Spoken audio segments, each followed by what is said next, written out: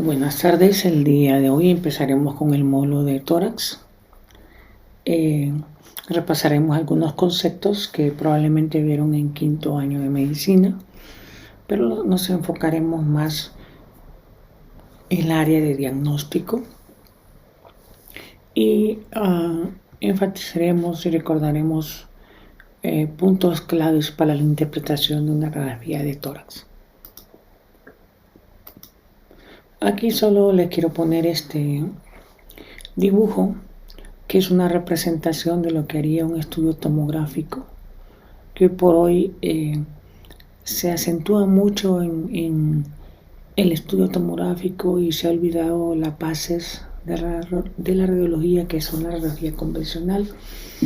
Y esto lo pongo para hacerles recordar que nunca debemos de iniciar con las bases. Y una base sería una radiografía de tórax.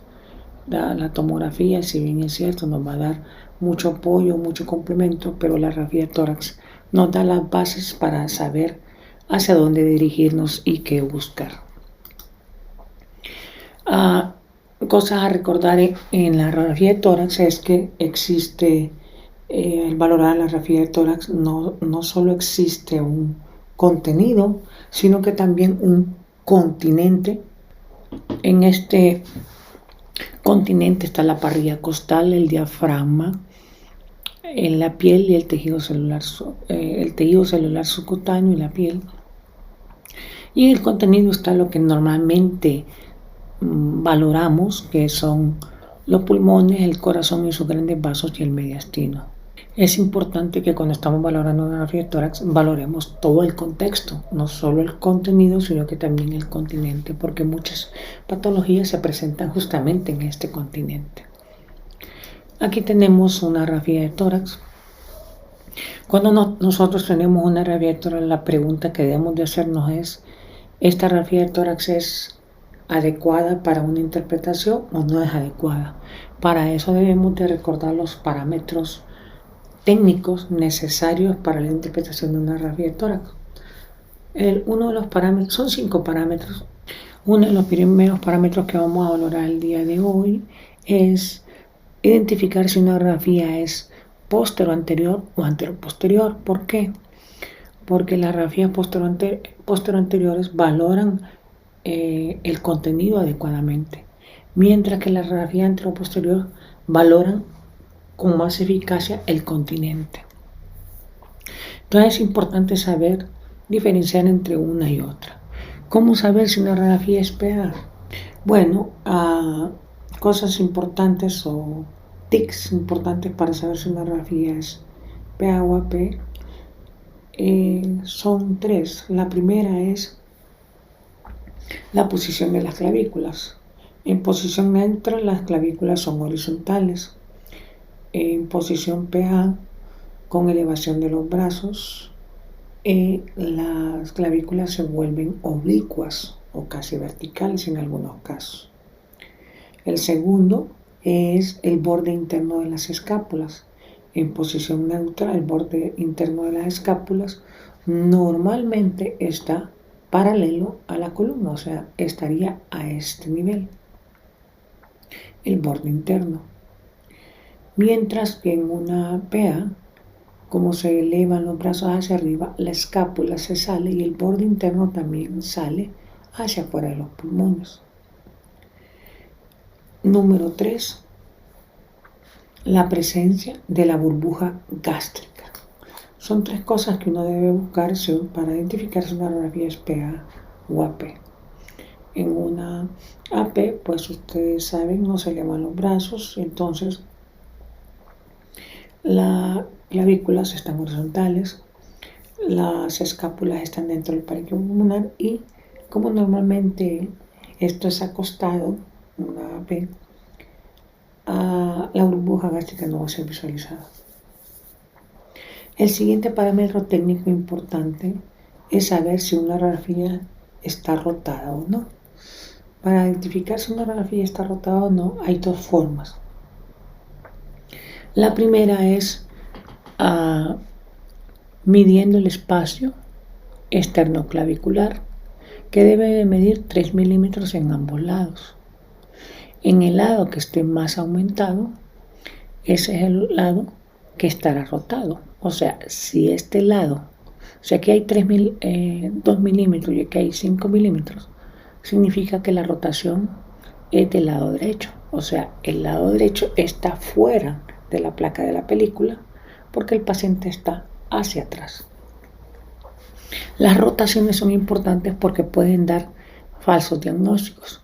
Una rotación puede hacernos creer que el diámetro del corazón está aumentado y generar una cardiomegalia. También nos puede hacer ver la pleura en su región posterior y sugerirnos patología.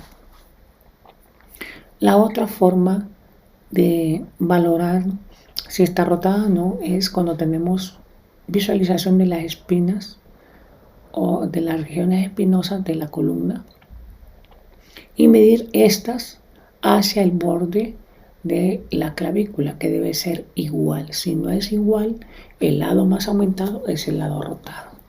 Entonces, por eso es importante saber si es PA, si está rotada o no está rotada. El tercer factor es saber si una radiografía está bien inspirada o no. ¿Por qué? Porque la inspiración expande los pulmones y permite ver las bases pulmonares donde se pueden esconder muchas lesiones. ¿Cómo saber si una radiografía está bien inspirada o no? Bueno, para eso se deben de contar los arcos costales. Y hay dos formas: contar los arcos costales anteriores o los arcos costales posteriores. No es que existan dos arcos diferentes, sino que contar el arco en su visualización anterior o en su visualización posterior. Para aclarar esto, significa lo siguiente. Aquí tenemos la parrilla costal. Estos son los arcos posteriores. Los contamos todos. Aquí tendríamos 1, 2, 3, 4, 5, 6, 7, 8. Para que esté bien inspirada deben de haber 9 arcos costales posteriores. Los arcos anteriores son aquellos que se ven con curvatura hacia adentro. 1, 2, 3, 4, 5. Para que esté bien inspirada se deben de ver 6 arcos costales anteriores. Ya sea que lo valoren de anterior o posterior, con tal se cumpla la regla, podemos decir que una radiografía está bien inspirada. Y la inspiración es bien importante porque nos permite el posicionamiento adecuado del corazón y determinar su tamaño. Nos permite ver si hay elongación del callado aórtico o no. Y sobre todo nos permite valorar las cúpulas diafragmáticas. El cuarto parámetro sería la penetración. La penetración es importante y es la cantidad de rayos X que entran al pulmón y nos sirve para identificar si existen lesiones o no. Una radiografía muy penetrada va a provocar que miremos un pulmón muy negro y podemos diagnosticar enfisema o signos de atrapamiento aéreo que no existen. Una radiografía poco penetrada, o sea, muy blanca, hace visualizar más los bronquios y podríamos decir que tiene una bronquitis. ¿Cómo saber si está bien penetrado o no? Con los cuerpos vertebrales. Contamos los cuerpos vertebrales y debemos de ver los cuadritos, o sea, el cuadrado que hace la vértebra de la primera, segunda, tercera y cuarta. De la quinta en adelante solo debemos de ver los bordes laterales, pero no a la separación de la vértebra. Eso es bien importante en el momento de poder interpretar la radiografía. El quinto parámetro sería saber si una radiografía está centrada. En este caso, no está centrada porque no miramos los ángulos costodiafragmáticos. Centrada es que se miran desde las ápex hasta las regiones basales. Y eso es importantísimo. Y también si logramos ver los bordes de las parrillas, cuando está bien centrada, se tiene que ver todo el contexto y nos ayuda a determinar si existe patología o no. También nos permite valorar el tejido blando. En el caso si fuera mujer, nos permitiría ver un poco mejor las mamas. Entonces son estos 5 parámetros técnicos que nos van a ayudar a definir si una radiografía es adecuada para interpretación o no. Lamentablemente el 70% de las radiografías no son las más adecuadas en los hospitales, sobre todo públicos, por la alta tensión. Hay veces que hay 300 pacientes afuera y hay que sacarlos lo más rápido posible y muchas veces no se hacen todos los factores técnicos adecuados. Pero es la realidad que vivimos y con esa tenemos que trabajar. Pero conociendo todos estos parámetros sabemos cuando aparezca una imagen, saber si es verdadera o es falsa o es compuesta. Recordar en la anatomía que el pulmón derecho tiene 3 segmentos, tres lóbulos, lóbulo superior, lóbulo medio y lóbulo inferior. Y el izquierdo un lóbulo superior y un lóbulo inferior. Y que su subdivisión está dada por cisuras horizontales o oblicuas, que es importante que las cisuras las podemos ver en algunas ocasiones, en otras no.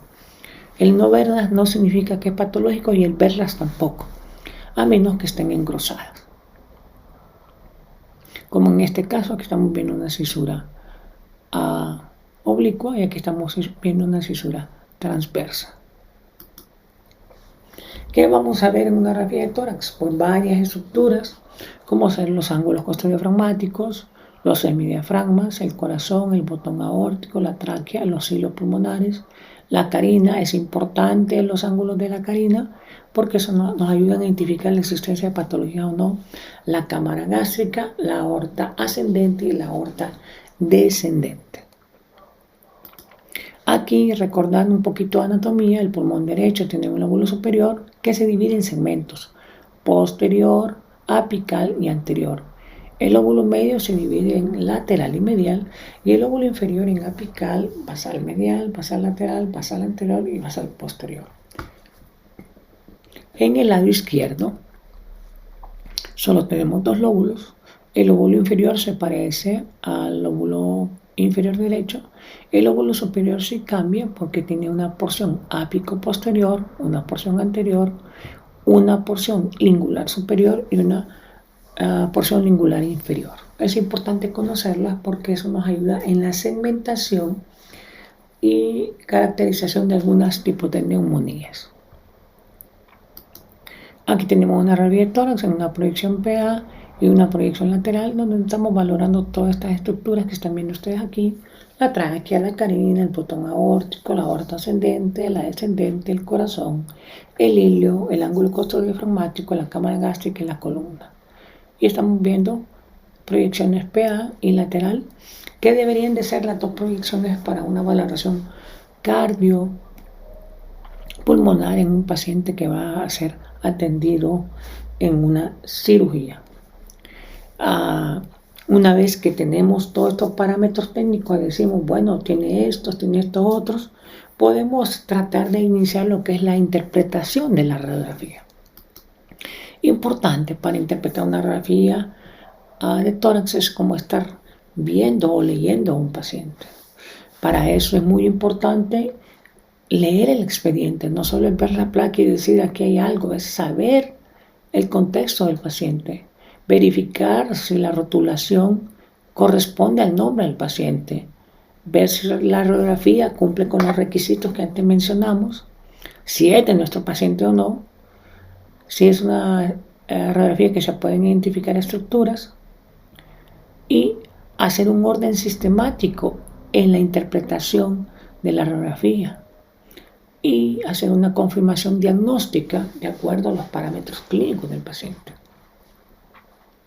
Aquí tenemos una radiografía de tórax y es importantísimo lo que vamos a decir en este momento.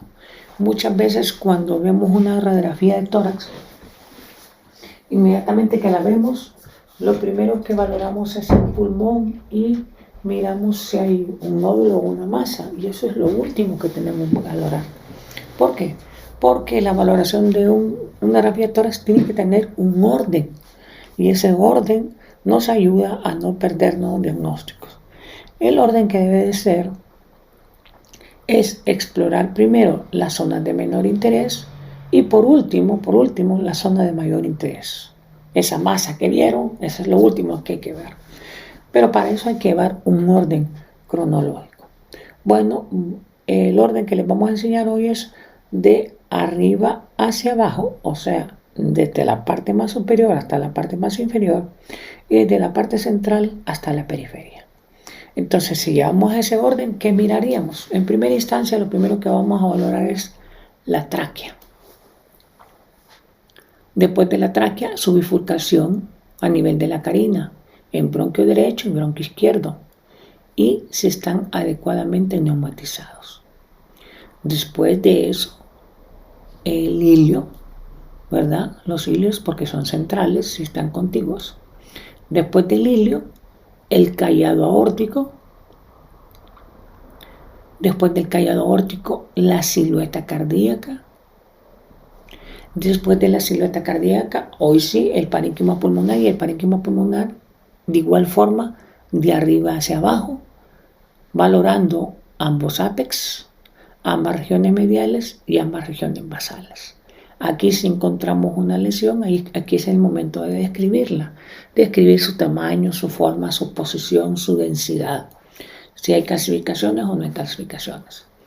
Después, la cúpula diafragmática, si se miran los ángulos o no se miran, cómo están los ángulos, adecuados o no. Después de eso, la parrilla costal, clarificando cuántas costillas se ven, si están normales o anormales, si están ensanchadas o no están ensanchadas. Después la columna dorsal,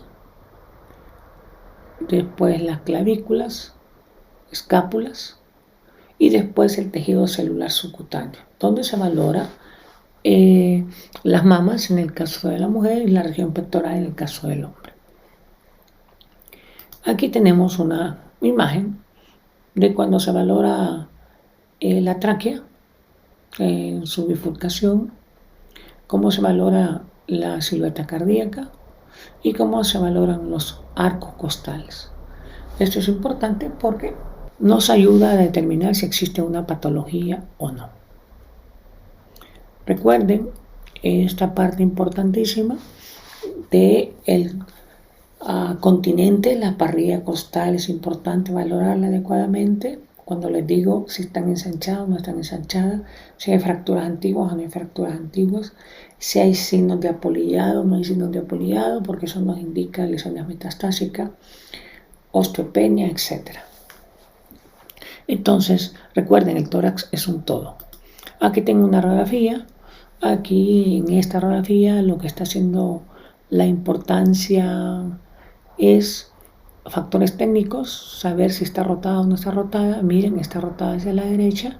Miren, aquí estamos usando como base las apófisis espinosas y la distancia entre esta apófisis espinosa y el borde de la clavícula es mayor del lado derecho que el lado izquierdo.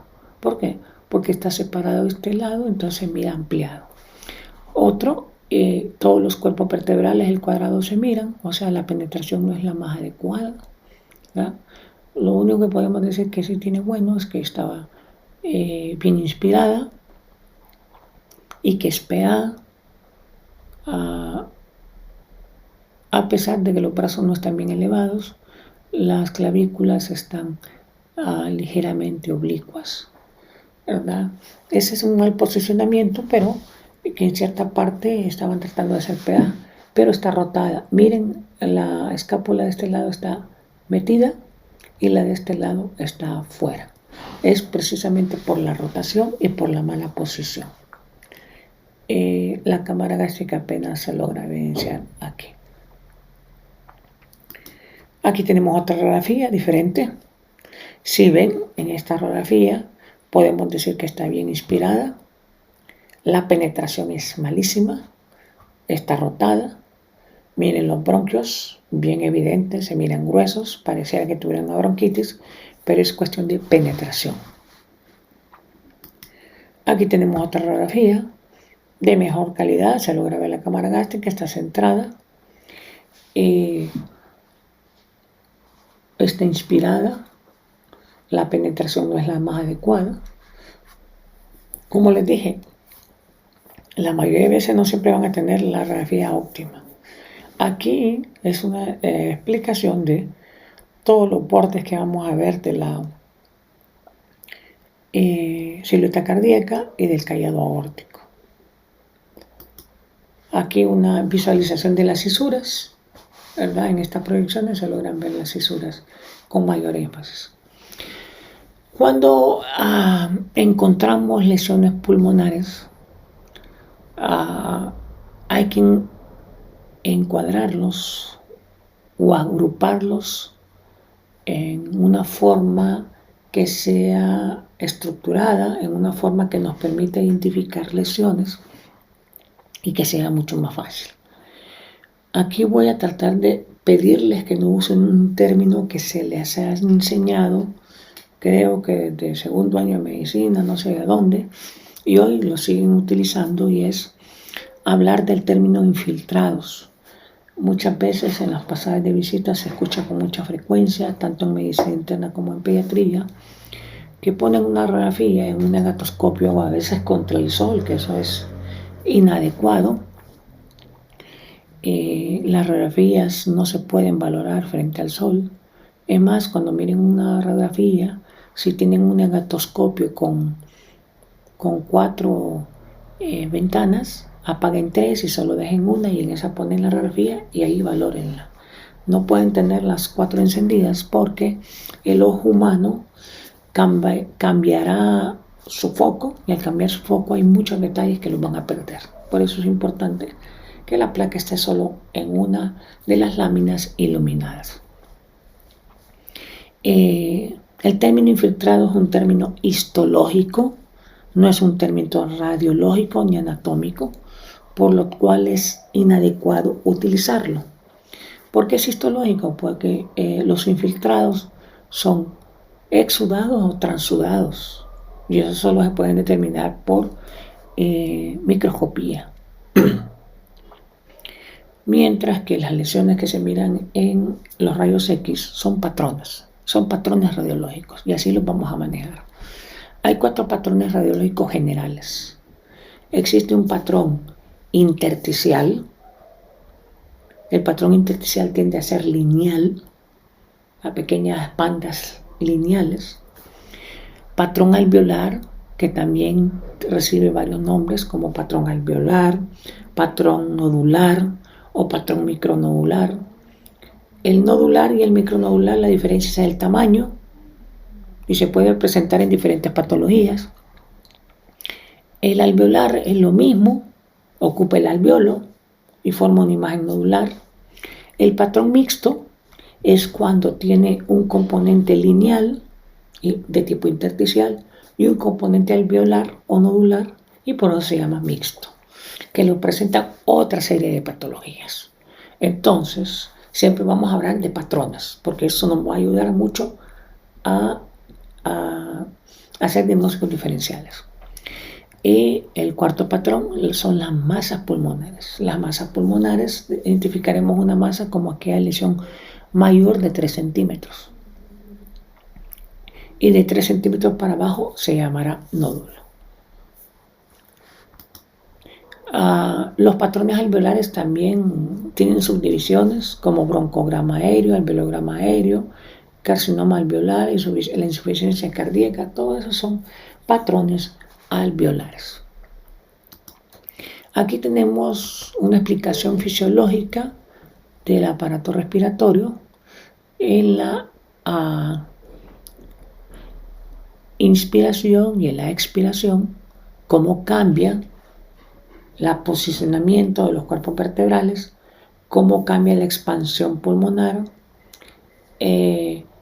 cómo el diafragma cambia su posicionamiento y cómo cambia la visualización de estructuras.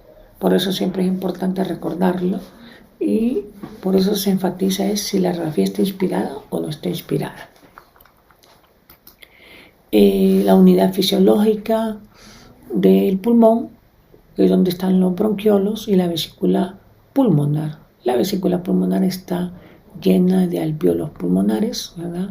Y ahí es donde hay el intercambio gaseoso. Hay patologías que se pueden presentar a nivel del pulmón, pero otras son extrapulmonares. A estas extrapulmonares les vamos a llamar lesiones mediastinales. Y el mediastino es un espacio virtual que no tiene dimensión específica, pero que sí tiene delimitaciones que nos ayudan a determinar la existencia de patologías. Hay múltiples subclasificaciones del mediastino que utiliza cirugía, medicina interna.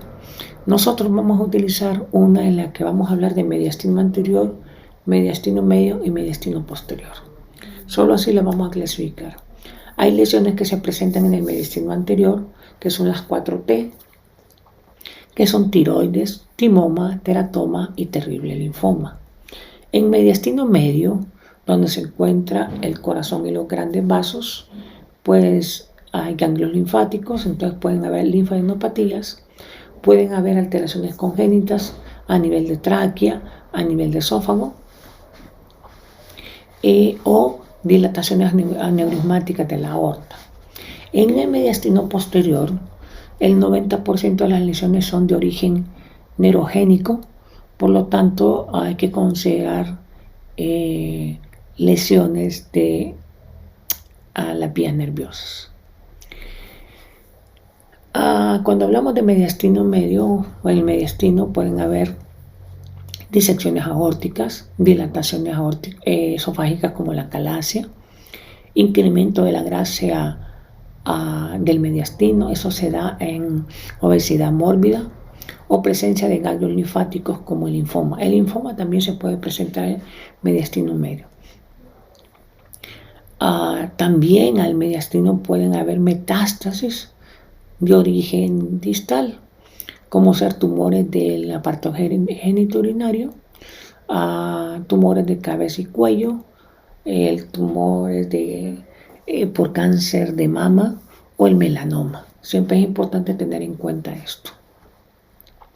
Vamos a enfocarnos un poquito en las lesiones de mediastino anterior, que son las más frecuentes, y dentro de ellas tenemos al linfoma. El linfoma es una patología que es exclusiva del sistema linfático, con formación de masas, normalmente en forma bilateral. Algunas las describen como supraaórticas, o sea, por arriba de la aorta. Más sin embargo, recordemos que el linfoma puede estar hasta en la región media del mediastino, así que no necesariamente es eso. Cuando miremos un ensanchamiento mediastínico alrededor de la aorta o del callo de la aorta, siempre debemos de considerar el linfoma.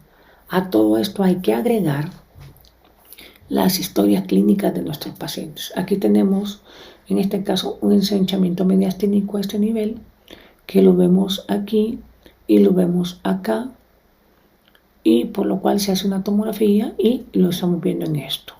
Y es de bordes bien definidos, es homogéneo y capta ligeramente el material de contraste. Solo hay que agregar la edad, el sexo, la historia clínica completa, si hay febrículas o no, y todo el contexto nos puede dar la historia de un linfoma. ¿Para qué la biopsia? La biopsia no es para diagnosticar si el linfoma o no, la biopsia es para clasificar el tipo de linfoma, ya que hoy por hoy hay diferentes tratamientos para el linfoma y los tratamientos cambian de acuerdo a la edad. No es lo mismo un linfoma en un niño, en un hombre, en un adulto joven y en una persona de más de 60 años. Los pronósticos y los tratamientos cambian mucho. Por eso es importante el estudio histológico. Aquí tenemos otro paciente con una masa mediastinal. Se hace la tomografía, un corte arriba, se ve la lesión hacia el lado derecho, ¿verdad? Si tuviéramos el corte más abajo, se miraría la otra lesión de aquí. Aquí se mira una acá y otra acá. Esta que está aquí. Una se mira más baja que otra. Entonces, esto es un linfoma. Otro de los tumores que también se presenta es el timoma. El timoma tiene la característica de ser pediculado y normalmente se va a ver la masa hacia un solo lado. Como en este caso, miren esta masa de acá, es exactamente igual que este dibujo. El timoma es en la mayoría de los casos, una lesión congénita que puede pasar desapercibida y la mayoría de veces se presenta cuando el paciente tiene síntomas. Y los síntomas son tos, olivar y dificultad respiratoria. En una radiografía de tórax nos muestra una lesión de este tipo, pensemos en timoma. Ojo importante, hay una relación entre timoma y miastenia gravis. Pacientes con timoma, lo más probable es que tengan miastenia gravis, pero pacientes con miastenia gravis no necesariamente tendrán timoma. Es importante entonces hacer evaluación laboratorial. Y aquí hacemos un estudio tomográfico del paciente y encontramos una imagen lobulada heterogénea que está hacia un solo lado y está desviando la tráquea, ¿verdad? Y esto es un timoma. El estudio histopatológico se hace más para determinar si no tiene cambios tumorales hacia cáncer, que ya cambiaría su tratamiento, porque no solo sería quirúrgico, sino que sería con quimioterapia. El teratoma es otra de las patologías. La característica del teratoma es que es una masa de gran tamaño en la mayoría de los casos, que tiene diferentes tipos de tejido, que pueden ser del mesodermo, ectodermo o endodermo, en donde aparecen pelos, dientes, huesos, ojos, etc. Y que son un poco aparatosos, como en esta imagen, una masa llena de pelos. Aquí tenemos una tomografía donde hay una masa heterogénea, tiene densidad cálcica, tiene densidad grasa, sólida, solo le falta la líquida, pero tiene más de 2 densidades, por lo tanto ya es un teratoma. En el mediastino medio, les hablé de la obesidad mórbida, se puede acumular la grasa, esto puede provocar la muerte de los pacientes al acostarse, por eso es que presentan dificultad respiratoria, pueden tener una parada por compresión bronquial o compresión de la aorta o de los vasos principales. Esto es en esos pacientes que ustedes ven que están encamados constantemente por el sobrepeso. También pueden haber tumores, entonces hay que hacer diagnósticos diferenciales, porque puede ser una lipomatosis, puede ser una hematopoiesis extramedular, puede ser una hernia hiatal con tejido mesentérico y puede ser un liposarcoma también. Entonces es importante la medición de las densidades y la administración de medios de contraste para determinar la existencia de una lipomatosis versus los diagnósticos diferenciales que pueden existir. En el mediastino posterior pues están lesiones del tejido neurogénico y tenemos el neuroblastoma, el schwannoma, el ganglioneuroma, el meningoceles y hasta meningiomas. También hay que hacer diagnósticos diferenciales con metástasis o infección. Por eso la administración de medio de contraste es importantísimo a este nivel. Por último, recordarán que les hablé de los patrones. Los patrones nos ayudan a caracterizar ciertos tipos de lesiones y nos orientan mucho acerca de ciertas enfermedades. Por ejemplo, los patrones alveolares apicales nos hacen sospechar en TB. Los patrones alveolares a nivel de lóbulo medio nos hacen pensar en Klebsiella. Los patrones difusos nos hacen pensar en infecciones virales. Los patrones periféricos parchados nos hacen pensar en COVID.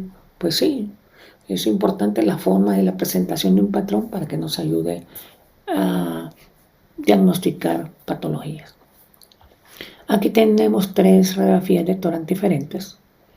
Y aquí vamos a usar un signo que ustedes han de conocer que se llama el signo de la silueta, para determinar si una neumonía o una lesión está antes, a la par o posterior al corazón. Aquí tenemos un corazón en el cual el borde izquierdo se mira bien, el borde derecho es borrado, y vuelve a aparecer aquí, es borrado, porque aquí hay un patrón Si ustedes se fijan, este patrón tiene un montón de líneas, bastantes líneas, entonces es un patrón intersticial, ubicado en el lóbulo medio y anterior al corazón porque está borrando la silueta cardíaca. Entonces podríamos describirlo: patrón intersticial localizado en el lóbulo medio en la región anterior. Entonces nos enfocamos en la temperatura, el tiempo de evolución y todo eso, y nos da un parámetro más o menos de qué tipo de patología puede ser. En este otro caso tenemos el corazón nuevamente y tenemos un patrón alveolar. Miren las pelotitas y miramos que el borde del corazón se ve pero borroso, en otras palabras está atenuado. Si está atenuado pero es visible, quiere decir que está a la par del corazón. Entonces tenemos un patrón alveolar en el lóbulo superior y paralelo al corazón, o sea, contiguo al ilio, por el signo de la silueta. Por el contrario, en este caso en particular, aquí tenemos un corazón, el borde izquierdo visible, no tan definido, el borde derecho bien definido, mejor que el izquierdo. ¿Por qué está bien definido? Porque hay un patrón alveolar posterior. Las densidades se contrastan, pero la densidad del corazón es más alta, permitiendo que el borde del corazón sea más visible que en el lado izquierdo. Entonces tenemos un patrón alveolar, porque hay pelotitas, en el lóbulo medio y en su región posterior. Esto es importante porque eso nos ayuda a identificar las lesiones. Y importante, si la neumonía está asociada a derrame pleural, inmediatamente es una neumonía complicada. Entonces, como ven, hemos visto los patrones generales y las cosas generales que hay que interpretar en una radiografía de tórax. Gracias por su atención y las preguntas, inquietudes o dudas las pueden hacer en este momento para poder ayudarlos a completar con su conocimiento.